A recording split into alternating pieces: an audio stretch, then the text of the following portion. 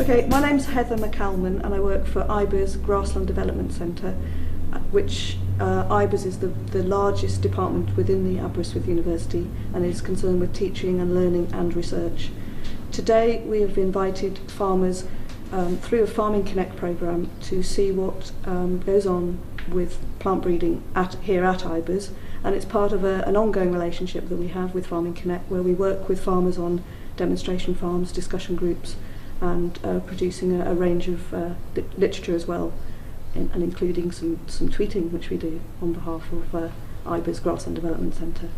Today the farmers will have an opportunity to see some of the innovation that's going on here at IBER's and to meet some of the plant breeders, the clover breeders and the grass breeders, and also to give their views back directly to the researchers and the plant breeders in the things that they'd be interested in when it comes to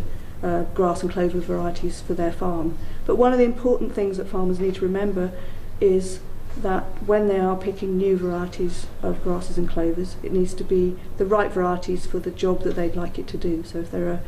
an upland sheep farmer, they need to get a combination of species and varieties that is suitable for hard sheep grazing. And if they want a very short-term silage lay, again, they need to get different combinations of varieties and species to do that job for them.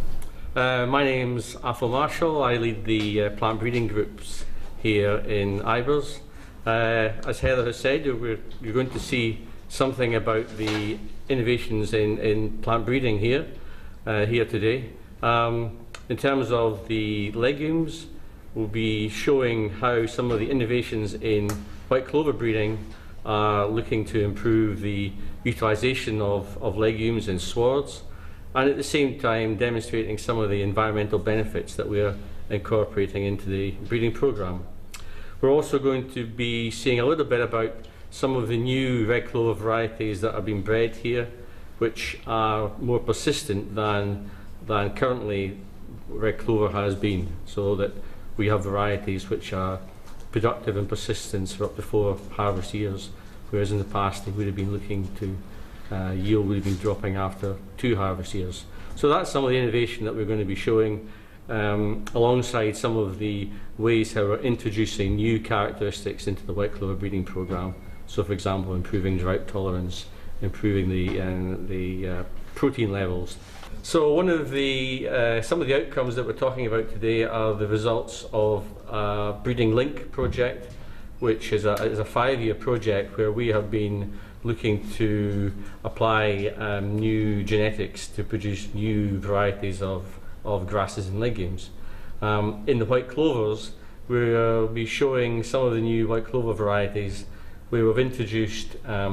improved drought tolerance into white clover from some closely related species to produce white clover varieties which are agronomically as good as white clover but have improved drought tolerance. We're also showing how we've been able to modify the protein content of white clover to give a better balance of protein and sugar in the rumen.